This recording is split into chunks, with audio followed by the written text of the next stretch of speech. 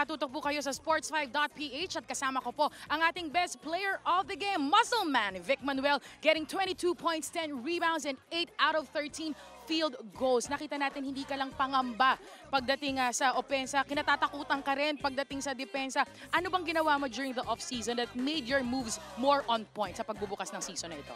Hindi, nung off-season kasi halos nag-training kami ng 3 weeks na twice a day sa foreign coach namin. Tapos tinuro niya sa amin yung mga technique namin sa depensa, saka sa opensa namin. Ganon din yung nadala pa rin namin yung last season na nalalaro namin.